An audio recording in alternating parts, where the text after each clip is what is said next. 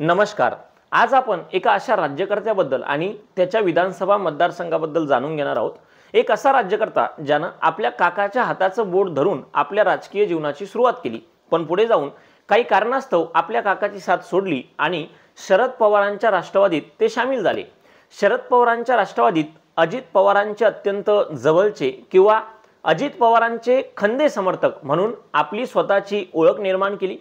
विधानसभेत फडणवीस साहेब माईच्यानं कुणाचा नाद करा पण पवार साहेबांचा नाद करू नका असे फडणवीसांना खडेबोल सुनावणारे, पण आज त्याच शरद पवारांना सोडून त्याच फडणवीसांच्या सरकारमध्ये महाराष्ट्राचे कृषी मंत्री असलेले, नुकत्याच झालेल्या लोकसभेच्या निवडणुकीत आपल्या बहिणीला जिंकवण्यासाठी आपलं सर्वस्व पणाला लावणारे, पण छगन भुजबळ साहेबांनंतर मराठा ओबीसी आरक्षणाच्या वादात 2 नंबरचे सर्वात जास्त शिकार बनलेले, आपल्या बहिणीचा लोकसभेत पराभव जरी झाला असला तरी आपल्या स्वतःच्या विधानसभा मतदारसंघातून आपल्या बहिणीला तब्बल 50,000 मताधिक्याची लीड देणारे बीड जिल्ह्याचे पालकमंत्री, तुम्हाला कळलंच असेल मी कुणाबद्दल बोलतोय। आज आपण बोलणार आहोत धनंजय मुंडे आणि त्यांच्या परळी विधानसभा मतदारसंघाबद्दल।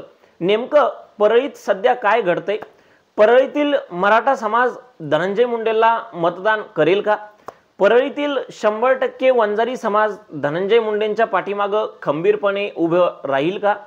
काय आहेत परळीचे बेसिक विकासाचे मुद्दे? त्यानंतर काय आहेत परळीची जातीय समीकरण, कुठल्या जातीचं किती मतदान आहे आणि ते मतदान निवडणुकांच्या निकालावर किती प्रभाव टाकू शकतं?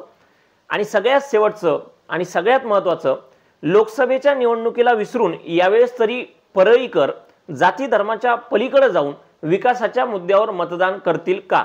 जरांगे फॅक्टर परळीत किती प्रभावी ठरेल? या संपूर्ण विषयांवर आजच्या व्हिडिओमध्ये बोलणार आहे। नमस्कार, मी वैभव सांगळे आणि माझ्या YouTube चॅनलवर तुमचं खूप खूप स्वागत आहे। जर पहिल्यांदा चॅनलवर आले असाल तर चॅनलला लाईक करा, शेअर करा, सबस्क्राइब करा, बेल आयकॉन प्रेस करा, जेणेकरून माझा येणारा प्रत्येक व्हिडिओ सगळ्यात पहिले तुमच्या मोबाईलवर येईल।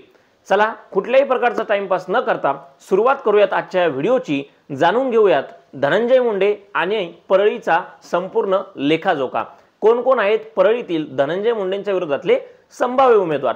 तर व्हिडिओची सुरुवात करताना सगळ्यात पहिले तुम्हाला परळीचा थोडा इतिहास सांगतो। 2009 मध्ये इथं पंकजाताई आमदार झाल्या होत्या, धनंजय मुंडेंच्या सहमतीनेच झाल्या होत्या।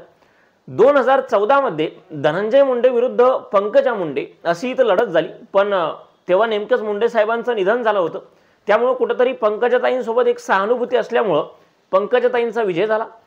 2019 मध्ये धनंजय मुंडेंनी पंकजा मुंडेंना पराभूत केलं। नंतर राष्ट्रवादी तुटली आणि हे धनंजय मुंडे अजित पवारांसोबत गेले आणि पंकजा मुंडे आणि धनंजय मुंडे हे दोघेही आता महायुतीचा भाग आहेत। त्यामुळे लोकसभेच्या निवडणुकीत पंकजाताई उभ्या राहिल्या। धनंजय मुंडेंनी त्यांना जिंकवण्याचा खूप प्रयत्न केला, पण शेवटी ज्या प्रकारे जाती धर्माचं राजकारण बीडमध्ये चाललं त्यामुळे कुठेतरी दोघेही बहीण भाऊ अपयशी ठरले। कारण 2024 मध्ये खरं तर मतदान हे नेहमी विकासाच्याच मुद्द्यावर व्हायला पाहिजे, पण दुर्दैव या महाराष्ट्राचं आहे की सध्या महाराष्ट्रामध्ये वातावरण तसं नाही आहे। त्यामुळं यावेळेची जी धनंजय मुंडेंची परळीची निवडणूक असेल ती विकासाच्या मुद्द्यावर तर लढली जाणारच आहे, पण बाकी खूप सारे महत्त्वाचे मुद्दे असणार आहेत। आता आपण जाणून घेऊयात नेमकं परळीतील जातीय समीकरण काय आहेत, टोटल मतदान किती आहे, कोणत्या जातीचं मतदान किती आहे आणि ते निवडणुकांवर किती प्रभाव टाकू शकतं। परळीचं टोटल मतदान हे 3.5 लाखाच्या आसपास आहे, म्हणजे 3,50,000 60,000च्या आसपास टोटल मतदान परळीत आहे। त्यापैकी 38% मतदान हे वंजारी आणि इतर ओबीसी समाजाचं आहे। 38% मतदान म्हणजे जवळजवळ 1,20,000 मतदान हे वंजारी आणि इतर ओबीसी समाजाचं आहे। त्या 38 पैकी 30% मतदान हे फक्त वंजारी समाजाचं आहे। त्यानंतर इथं मराठा समाजाचं मतदान जवळजवळ 35% म्हणजे 1,10,000। त्यानंतर SC ST आणि इतर मागासवर्गीय समाजाचं मतदान इथं 17% आहे, म्हणजे 60,000च्या आसपास। आणि मुस्लिम मतदानही इथं जवळजवळ 40,000 आहे। हा आहे परळीचा जातीनिहाय मतदानाचा एक आकडा। आता नेमके परळीतले बेसिक मुद्दे काय आहेत? या निवडणुकीमध्ये परळीचे बेसिक मुद्दे आहेत इथल्या शेतकऱ्यांचा पीक विमा, बेरोजगारी, रस्ते, MIDC, ऊसतोड कामगारांना त्यांच्या समस्या, त्यांना न्याय मिळावा, अशा अनेक बेसिक परळीचे सध्या मुद्दे आहेत. आणि याला अवसरूनच नुकताच धनंजय मुंडेंनी कृषी महोत्सवही घेतलाय. यामुळे त्यांना काही फायदा होईल का हेही पाहणं महत्त्वाचं असेल. आणि शेवटची गोष्ट, कोण असतील धनंजय मुंडेंच्या विरोधातले संभाव्य उमेदवार आणि त्या उमेदवारांचा धनंजय मुंडे यांच्या जिंकण्या हरण्यावर कशा प्रकारे प्रभाव पडू शकतो, संपूर्ण विषयाबद्दल जाणून घेऊयात पुढच्या काही मिनिटात.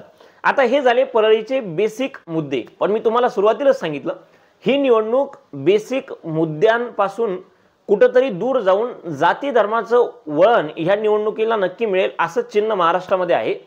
तर विकासाचे मुद्दे सोडून बाकी कोणते असे 6 प्रमुख मुद्दे आहेत जे परळीच्या निवडणुकीला प्रभावित करणार आहेत. त्या 6च्या 6 मुद्द्यांना मी तुम्हाला सांगणार आहे. त्यामुळं पुढचे काही मिनिट नक्की माझ्यासोबत थांबा. परळीमध्ये सगळ्यात महत्त्वाचा आणि सगळ्यात पहिला मुद्दा आहे जरांगे फॅक्टर.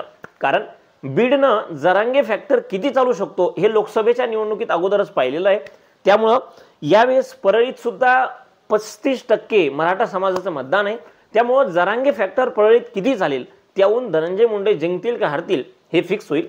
आता धनंजय मुंडेंसमोर लक्ष आहे ते परळीचं मतदान हे जातीवाद सोडून विकासाच्या मुद्द्यावर झालं पाहिजे, तरच धनंजय मुंडे इथं जिंकतील. नाहीतर धनंजय मुंडेंसाठी कुठेतरी हा प्रवास खूप अवघड आहे.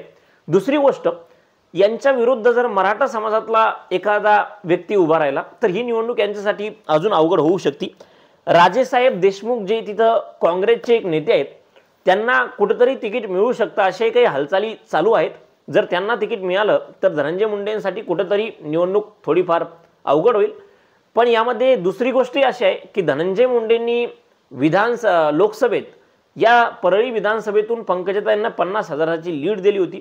त्यामुळे धनंजय मुंडेंची सर्वसामान्यांशी असलेली जवळीक, सर्वसामान्यांशी असलेला कॉन्टॅक्ट कुठेतरी त्यांना फायदा करू शकतो. दुसरी गोष्ट, जसं मी सांगितलं इथं 38% टोटल OBC मतदान आहे. त्यामधलं 30% मतदान फक्त वंजारी समाजाचं आहे. त्यामुळे वंजारी समाज 100% धनंजय मुंडेंच्या पाठीमागं उभा राहील का हा एक मोठा प्रश्न आहे. कारण तिथे बबन गीते नावाचे जे वंजारी समाजाचे नेते आहेत त्यांनाही राष्ट्रवादीकडून तिकीट मिळू शकतं अशी चर्चा चालू आहे.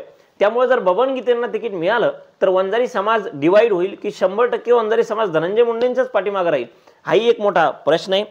तिसरी गोष्ट, पीक विमासाठी इथले खूप शेतकरी नाराज आहे. कारण त्यांचा स्वतःचाच आमदार महाराष्ट्राचा कृषी मंत्री आहे. त्यामुळे धनंजय मुंडेंकडे अजून 2-3 महिने आहेतही. त्यामुळे त्या शेतकऱ्यांना ते पीक विमा देण्यात किती यशस्वी ठरतील की त्याचा त्यांना फटका बसेल हेही निवडणुकीमध्ये महत्त्वाचं राहणार आहे. चौथी गोष्ट, शरद पवार समर्थक. जसं मी नेहमी सांगतो, पवार साहेबांचा प्रत्येक मतदारसंघात स्वतःच्या समर्थनाचा एक मतदार असतो. तो मतदार नेमका आता धनंजय मुंडेंना मतदान करेल का? कारण धनंजय मुंडेंसोबत आता शरद पवार नाही आहेत. त्यामुळं पवार समर्थक धनंजय मुंडेंना किती मतदान करतील या पुढेही मोठं प्रश्नार्थक चिन्ह आहे. आणि त्यामुळं अशा अनेक गोष्टींमुळे ही निवडणूक धनंजय मुंडेंसाठी कुठेतरी आगळी वेगळी आणि खूप अवघड होईल असं वाटतंय. पुढची गोष्ट, एक चांगली गोष्ट आहे की यावेळेस धनंजय मुंडे आणि पंकजाताई दोघं एकमेकांच्या सोबत आहेत. त्यामुळं पंकजाताईंचं जे फॅन फॉलोविंग आहे ते कुठेतरी धनंजय मुंडे सोबत असणार आहे आणि त्याचा धनंजय मुंडेंना नक्कीच फायदा होईल असा अंदाज आहे. त्यानंतर त्याच्या पुढची गोष्ट आणि सगळ्यात महत्त्वाची गोष्ट, SC ST मागासवर्गीय मतदान आणि मुस्लिम मतदान. जसं की तुम्हाला माहीतच आहे, पहिले धनंजय मुंडे महाविकास आघाडीसोबत होते. त्यामुळे मुस्लिम मतदान, SC ST मतदान त्यांना भेटायचं. यावेळेस ते महायुतीसोबत राहणार आहेत. त्यामुळं एक तर पवार साहेबांचे समर्थक, त्यानंतर SC ST आणि मुस्लिम मतदान आता हे धनंजय मुंडेंपासून दूर जाईल की धनंजय मुंडेंना मिळेल हे खूप महत्त्वाचं ठरणार आहे. कारण हेच मतदान आहे जे परळीमध्ये हरण्याचा जो काही फरक असतो तो फरक हे डिसाईड करेल. त्यामुळं धनंजय मुंडेंना या मतदानावर कशा प्रकारे आपला हक्क जमवता येईल याकडे लक्ष देणं खूप गरजेचं आहे.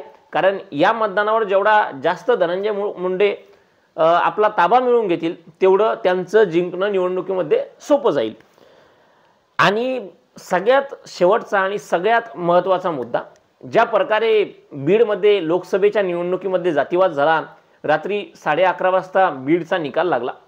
यावेळेस तरी बीडची जनता किंवा परळीची जनता जाती धर्माच्या पलीकडे जाऊन विकासाच्या मुद्द्यावर मतदान करेल का? कारण नेता कोणताही असो, या देशासाठी विकास महत्त्वाचा आहे. जेव्हा 2024 मध्ये संपूर्ण जग विकासाच्या दृष्टीने वाटचाल करते, तेव्हा आपण लोकांनी जाती धर्माच्या आधारावर मतदान करणं कुठंतरी थांबवणं गरजेचं आहे. मतदान कोणालाही करा, तो तुमचा अधिकार आहे. कुठल्याही जातीच्या माणसाला करा, कुठल्याही धर्माच्या माणसाला करा, पण विकासाच्याच मुद्द्यावर आणि जो माणूस खरोखर आपल्या मतदारसंघासाठी काहीतरी करू शकतो अशाच लोकांना मतदान करणं खरंच गरजेचं आहे. कारण मराठा आरक्षणाचा प्रश्न असो, ओबीसी आरक्षण वाचवण्याचा प्रश्न असो, सगळ्या प्रश्नांची उत्तरं तेव्हाच भेटतील जेव्हा चांगली माणसं विधानसभेत जातील. त्यामुळे या संपूर्ण प्रकरणावर तुम्हाला काय वाटतं? धनंजय मुंडे परळीमधून जिंकतील का, की धनंजय मुंडे हारतील? मराठा समाज धनंजय मुंडेंना साथ देईल का? काय असतील, कोण असतील धनंजय मुंडेंच्या विरोधातले संभाव्य उमेदवार? काय वाटतं तुम्हाला? कशी होईल परळीची लढत? जे काही तुमचं मत असेल ते मला कमेंट बॉक्समध्ये नक्की टाका. परत एकदा सांगेल, अजून जर हे चॅनल सबस्क्राईब केलं नसेल तर हे चॅनल सबस्क्राईब करा. असेच नवनवीन आणि महत्त्वाचे व्हिडिओ या चॅनलवर मी टाकत राहील. या चॅनलला जास्तीत जास्त लोकांपर्यंत शेअर करा, लाईक करा, तुमचं मत कमेंटमध्ये नक्कीच सांगा. आजच्यासाठी फक्त एवढंच होतं, पण खरंय परळीबद्दल जे काही वाटतं ते कमेंटमध्ये बिनधास्त बोलायला बिलकुल विसरू नका. आजच्यासाठी फक्त एवढंच. परत भेटूयात एका अशाच नवीन आणि माहिती विषयक व्हिडिओसोबत. तोपर्यंत खूप खूप धन्यवाद.